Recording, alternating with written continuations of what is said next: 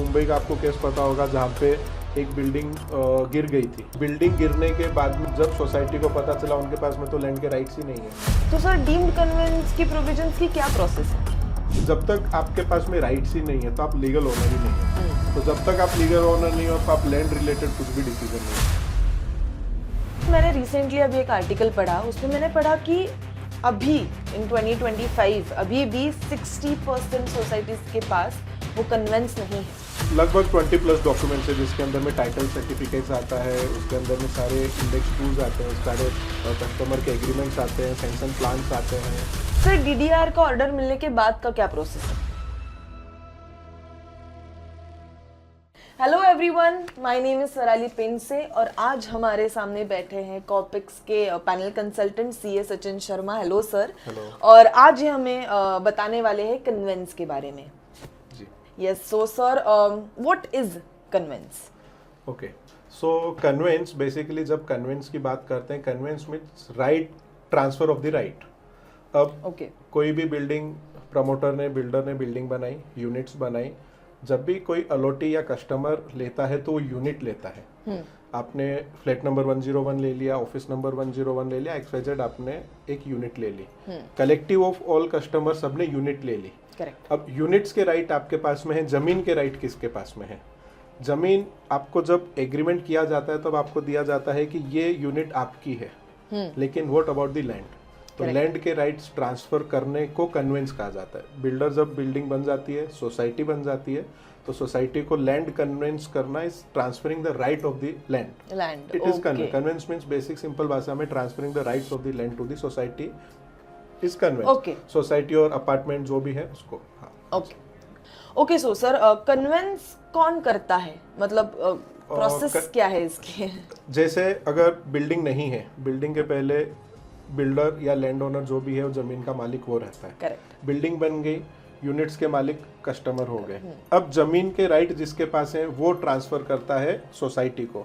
So technical भाषा में देखने के तो बिल्डर या लैंड ओनर जिसके पास में जमीन के राइट है वो लैंड के राइट ट्रांसफर करता है सोसाइटी को। अब ये कब करना चाहिए, ये इंपॉर्टेंट है कि आपको लैंड के राइट आपके पास में कब आने चाहिए। तो इसके लिए मोफा के अंदर में भी प्रोविजन था। मोफा मतलब Maharashtra ownership of apartment act, and RERA के अंदर में भी प्रोविजन है। रेरा बोलता है within 3 months from the receive of the final OC. So आपके बिल्डिंग का कंप्लीशन सर्टिफिकेट आ गया, ऑक्यूपेंसी सर्टिफिकेट आ गया, उसके विद इन 3 months आपके लैंड के राइट्स बिल्डर ने सोसाइटी को ट्रांसफर कर देना चाहिए। सो ये 3 महीने के अंदर में करना चाहिए। रेरा और मोफा ये दोनों इस बार इसको मोफा के अंदर में भी ये प्रोविजन थे। 2017 में जब रेरा आया, रेरा के अंदर में भी सेम प्रोविजन है। विद इन 3 months आपको सोसाइटी को ट्रांसफर करना चाहिए और ये बिल्डर करता है। ओके। सो सर मैंने रिसेंटली अभी एक आर्टिकल पढ़ा, उसमें मैंने पढ़ा कि अभी इन 2025 अभी भी 60% सोसाइटीज के पास वो कन्वेंस नहीं है। और अगर नहीं है तो बिल्डर क्यों, मतलब by law the society should have the convince, correct, वो पेपर्स होने चाहिए, पर तो फिर अब बिल्डर क्यों नहीं देते? राइट। तो आपने सही बोल रहे हो। 60% का जो है, अभी एक रिसेंट आर्टिकल आया था जिसमें पुणे, मुंबई एंड जो बड़े सिटीज, पुणे, मुंबई, नागपुर, ये सब सिटीज के अंदर में जब बिल्डिंग्स बनने स्टार्ट हुए थे, अराउंड आप 30 years 50 years बैक जब बिल्डिंग्स बनने स्टार्ट हुए थे, तब कन्वेंस को उतनी प्राथमिकता नहीं देते थे लोग। उसकी इंपॉर्टेंस लोगों को नहीं समझ में आती थी, पता ही नहीं था। और या फिर आपको आपकी यूनिट मिल गई, आपके यूनिट के पेपर आपके पास में, बिजली का बिल आ रहा है, प्रॉपर्टी टैक्स आ रहा है, सब आ रहा है, आपको लगता है आप मालिक हो उसके, आप यूनिट के मालिक हो, लेकिन एक्चुअल में लैंड की ओनरशिप आपके पास नहीं होती थी। तो अभी जैसे जैसे रीडेवलपमेंट नजदीक आ रहा है ना, तब लोगों को उसकी इंपॉर्टेंस समझ रहे हैं, क्योंकि रीडेवलपमेंट के लिए सबसे बेसिक और सबसे स्टार्ट का डॉक्यूमेंट है कन्वेंस। करेक्ट। रीडेवलपमेंट वही कर पाएगा जो जमीन का मालिक है। ओके, ठीक है। अभी रीडेवलप अगर सोसाइटी जमीन के मालिक नहीं है तो रीडेवलपमेंट नहीं कर पाएगी। तो इसके लिए जब लोगों को जैसे जैसे बिल्डिंग पुरानी होती जा रही है, उनको रीडेवलपमेंट नज़दीक आते जा रहा है, वैसे वैसे वो देख रहे हैं कि अरे कन्वेंस तो है नहीं। फिर वो प्रोफेशनल्स के पास आते हैं कि मुझे रीडेवलपमेंट करना, तो बोलता है कन्वेंस के पेपर दो, तो कन्वेंस है ही नहीं।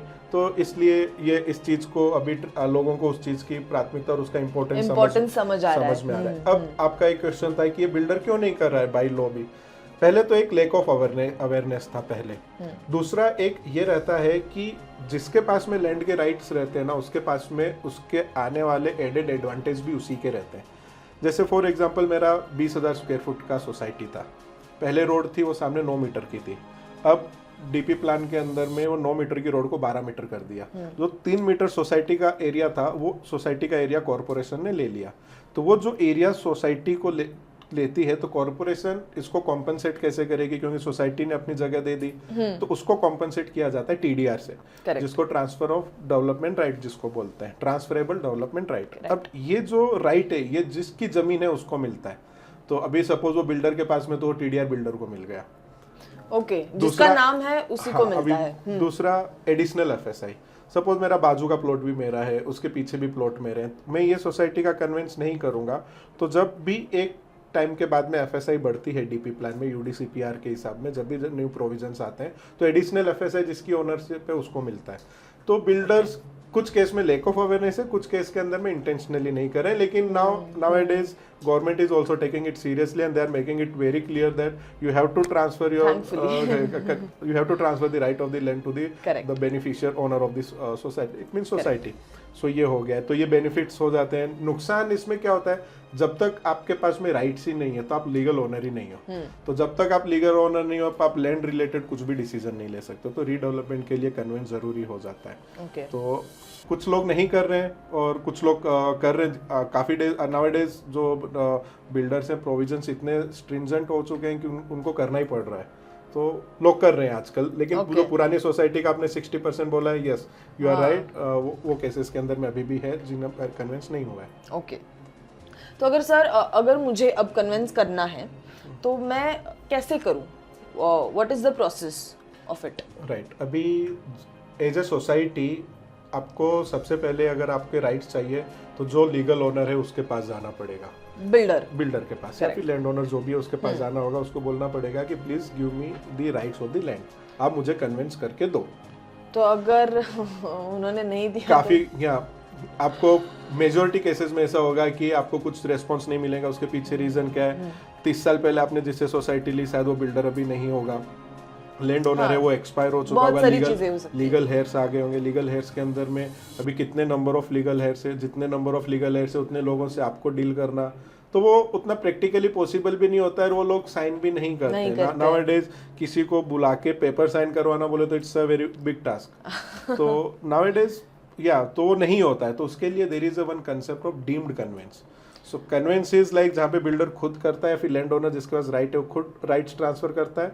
अगर वो नहीं कर रहा है तो आपके पास में एक प्रोविजन अवेलेबल है डीम्ड कन्वेंस, आप डीम्ड कन्वेंस के अंदर कर सकते हो। हाँ, मैंने भी सुना है deemed conveyance, what is it exactly? Deemed conveyance मतलब क्या? डीम्ड कन्वेंस में क्या होता है, जब अगर आपको कोई राइट्स ट्रांसफर करके नहीं दे रहा है तब आप डीडीआर के पास में डिस्ट्रिक्ट डिप्टी रजिस्ट्रार के पास आप एप्लीकेशन कर सकते हो। आप उनको बोल सकते हो कि मैंने ये सोसाइटी है, ये सोसाइटी के पास में लीगली ये राइट्स होने चाहिए थे, और हमें जो लीगल ओनर है सोसाइटी का, जो लैंड ओनर है, वो हमें कन्विंस करके नहीं दे रहा है, तो आप हमें डीम्ड कन्विंस आप हमें कन्विंस करके दो, तो दैट इज डीम्ड कन्विंस। एक बड़ी लेंथी प्रोसेस है, उसके अंदर में बहुत सारे डॉक्यूमेंट्स लगते हैं, एक 6-8 महीने लगते हैं, जिसके अंदर में आप डीम्ड कन्वेंस के थ्रू, डीडीआर के थ्रू आप ऑर्डर लेके आप डीम्ड कन्वेंस करवा के ले सकते हो।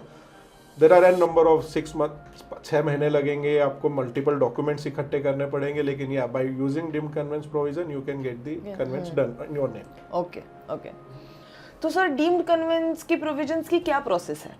ओके, तो डीम्ड कन्वेंस के लिए एक प्रोसेस का बेसिक ये है कि मिनिमम 60% यूनिट्स आपके बिके होने चाहिए। Correct. तो अगर किसी बिल्डर ने वो बिल्डिंग में 50% ही यूनिट बेचे हैं तो आप राइट ट्रांसफर करके नहीं ले सकते हो। मिनिमम 60% यूनिट्स आपके बिके होने चाहिए, कस्टमर होने चाहिए। तो डीम्ड कन्वेंस के लिए मिनिमम 60% होना चाहिए। सेकेंड उसके अंदर ये है कि आप बिल्डर के पास में आपने अप्रोच किया है और बिल्डर आपको ट्रांसफर करके नहीं दे रहा है। तो सेकंड कंडीशन है कि वहाँ से डिनायल आना चाहिए कि मैं कन्विंस नहीं करके दे रहा हूँ, या फिर आपने वो कन्विंस की ट्राई किया है लेकिन वो आपको कोई पॉजिटिव रेस्पॉन्स नहीं दे रहा है। जरूरी नहीं है कि नेगेटिव रेस्पॉन्स आए, लेकिन उसका पॉजिटिव रेस्पॉन्स भी नहीं आया, तो वहाँ पे कुछ कम्युनिकेशन स्टेब्लिश होना चाहिए।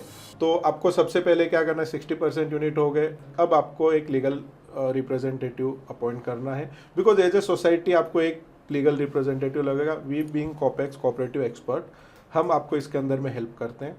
हम प्रमोटर को या फिर बिल्डर को हम नोटिस भेजते हैं। ओके नोटिस भेज के हम कन्वेंस की प्रोसेस स्टार्ट करते हैं।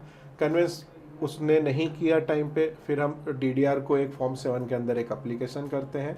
ओके लगभग 20+ डॉक्यूमेंट्स है, जिसके अंदर में टाइटल सर्टिफिकेट्स आता है, उसके अंदर में सारे इंडेक्स 2s आते हैं, उस सारे कस्टमर के एग्रीमेंट्स आते हैं, सैंक्शन प्लान्स आते हैं, फिर अभी तक के सोसाइटी के रिजोल्यूशंस। फिर सोसाइटी ने ये भी एक इम्पोर्टेंट है, सोसाइटी ने रिजोल्यूशन स्पेशल जनरल मीटिंग में रिजोल्यूशन पास करना चाहिए कि हाँ हमें कन्वेंस डीम्ड कन्वेंस करवा के लेना है। तो सोसाइटी रिजोल्यूशन पास करेगी, रिजोल्यूशन पास करके प्रोसेस स्टार्ट होगा, लीगल रिप्रेजेंटेटिव अपॉइंट होगा, लीगल रिप्रेजेंटेटिव प्रोसेस स्टार्ट करेगा, डॉक्यूमेंट्स इकट्ठे करेंगे।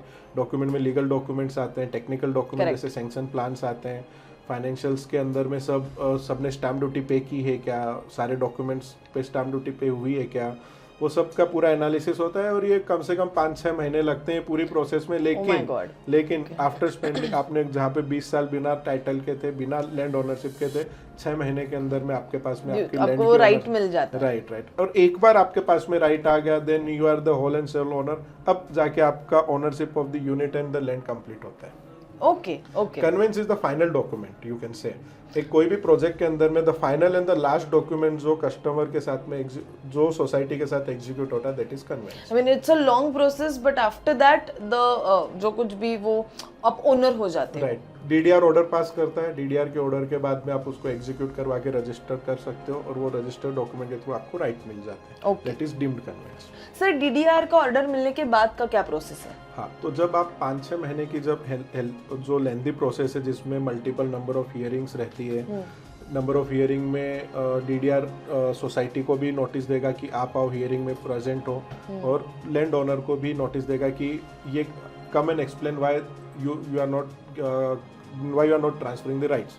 तो सोसाइटी की तरफ से जाते हैं, हियरिंग्स होती है, और अगर लैंड ओनर और प्रमोटर वहाँ नहीं भी आता है तो एक्स पार्टी ऑर्डर हो जाता है। वो ऑर्डर के अंदर में ट्रांसफर ऑर्डर में ऑर्डर पास करता है डीडीआर कि now the rights of the land should be transfer to the society. तो ये ऑर्डर मिलने के बाद में कन्वेंस डीड बनती है। जो कन्वेंस डीड अपन पहले बात कर रहे थे कि कन्वेंस होना चाहिए, वो डीड कन्वेंस डीड बनेगी, और वो रजिस्ट्रार का ऑर्डर लगा के वो डीड को रजिस्टर किया जाएगा। वंस डीड रजिस्टर हो गई तो आप ऑफिशियली राइट्स ट्रांसफर हो गए। अब ये रजिस्टर्ड डीड के बेसिस में आप प्रॉपर्टी रिकॉर्ड्स पे आप सोसाइटी का नाम चढ़ जाता है, तो society become the legal owner, and finally यहाँ पे जाके आपके प्रॉपर्टी कार्ड के ऊपर सोसाइटी का नाम आ जाता है। सो that means society should have the convince, मतलब उसका राइट है सोसाइटी के पास। राइट। अभी आप एक मुंबई का आपको केस पता होगा, जहाँ पे एक बिल्डिंग गिर गई थी। बिल्डिंग गिर गई थी बिल्डिंग गिर गई थी। बिल्डिंग गिरने के बाद में लैंड ओनर्स, जब सोसाइटी को पता चला उनके पास में तो लैंड के राइट्स ही नहीं है, तो आपके पास आप तो यूनिट के ओनर थे लेकिन आप लैंड के ओनर नहीं हो। तो ये इसलिए जरूरी है कि कल जाके क्या होगा पता नहीं, लेकिन लैंड के राइट्स आपको proportionate right, that is your right to have it. Exactly. Okay, so viewers, Sachin sir ने हमें बहुत सारी इंपॉर्टेंट चीज़ें, मुझे कन्वेंस के बारे में कुछ पता नहीं था, ज़्यादा इन्फॉर्मेशन नहीं थी, मुझे आज मिली। So that means guys, if your society doesn't have the conveyance, please please please please please, ये बाय लॉ हमारे पास होनी चाहिए। It is your right to have it. So please उसका जो कुछ भी प्रोसेस है जो अभी सर ने हमें बताया वो प्लीज़ फॉलो करें, and please have the conveyance with you. Okay, thank you so much sir, it was very nice to have you here. मुझे तो बहुत सारी चीज़ें नई सीखने को मिली। So yes, thank you so much sir. Thank you.